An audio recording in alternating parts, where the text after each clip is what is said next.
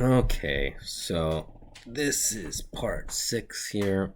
Uh, Hopefully you realize I've kind of like cut up all these pieces up just for because of the 50-minute limit and whatever. I think it's easier to digest anyways in these little bites. Let's hope I'm right, but let's hope this message gets out to the people that need to get it out to. All right.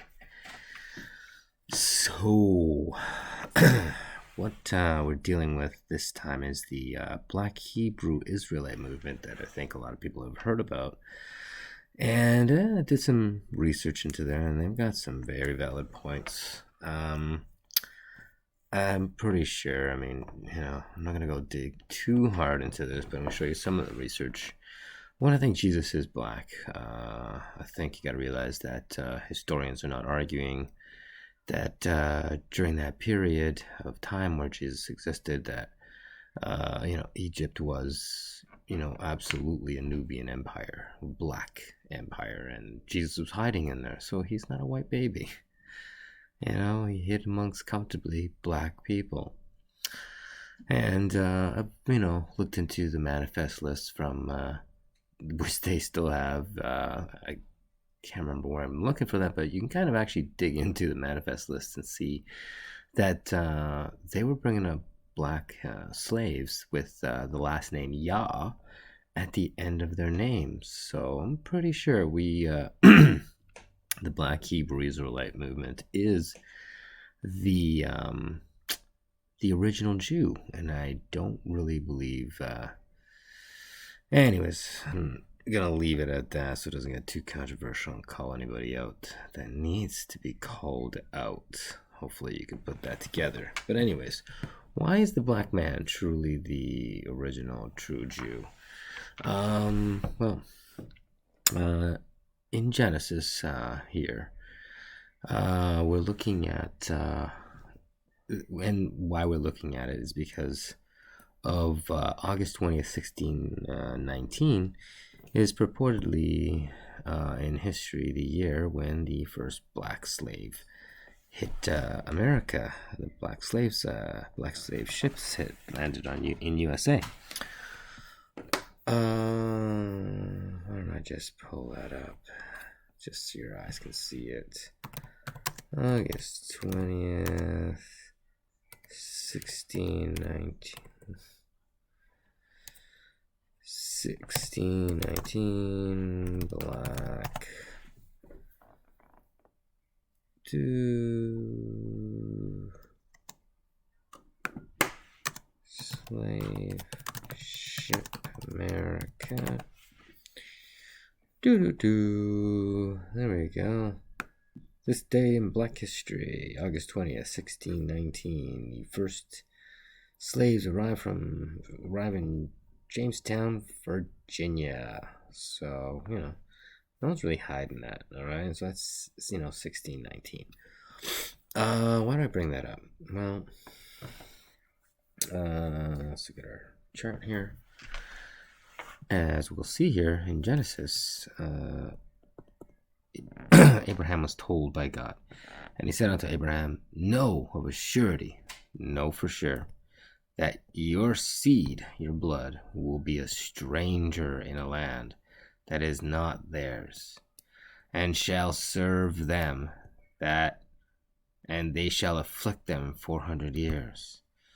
So, okay, who's been in prison for 400 years? You can't really argue that.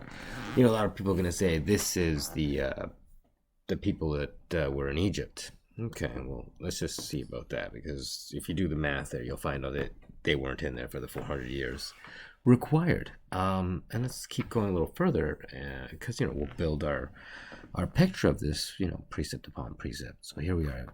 We've got Deuteronomy here, 28:68, and it says, and the Lord shall bring into Egypt again, but this time with ships. Huh?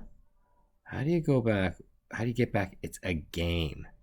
So it's not the Israel that went to Egypt the first time. It's a different Israel, and they're going there with ships. Okay, and so what is this into a gain? Well, in Revelations we see. Let's just take a look at this. Rev spiritual Egypt KJV. And you'll see that Mystery Babylon is described as Sodom and Egypt. Spiritually, it's called Sodom, and so it's spiritually Egypt.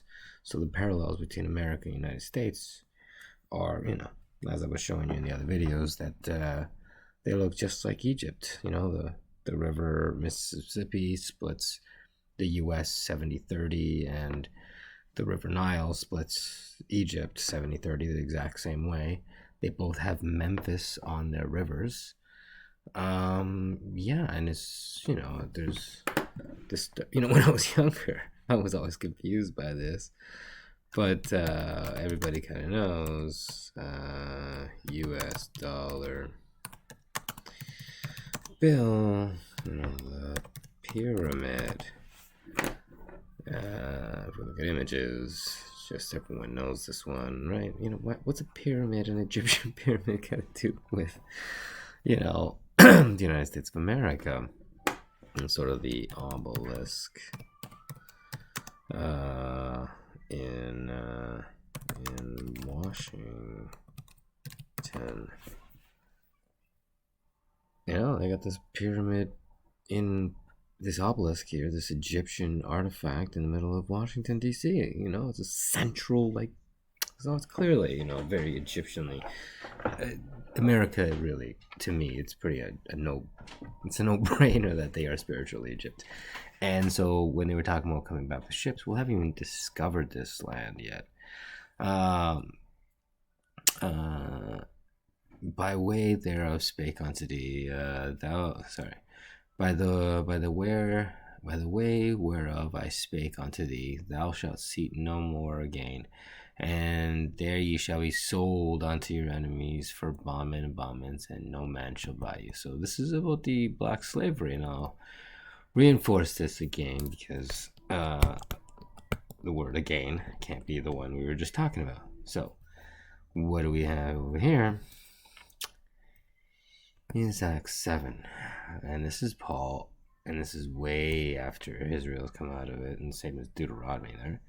And God spake on the wise that his seed should sojourn in a strange land. Strange land. America was not discovered yet. Yeah, that's why it's a strange land. And that they should bring them into bondage and treat them for that same 400 years we keep seeing. All right, and so this is not old. This is a future situation after JC. I mean, this is Paul writing. Jesus is already gone, and he's talking about this future, punishment that's coming. Okay, so does it line up? Well, first boat ships land here, and then the ships that they kind of talked about right there, and 400 years ends August 20th, 2020. Now you might go, what? Whoa. Let's do a little math here. But Robin, 1619 plus 400, Robin, equals 2019. Okay, I understand that that's how math works, but you have to understand what is the inclusive count and what is exclusive count. And the best way to illustrate it is, say, in the year 2009, I sentence you to 10 years in prison. You might be so inclined to believe you're getting out in 2019,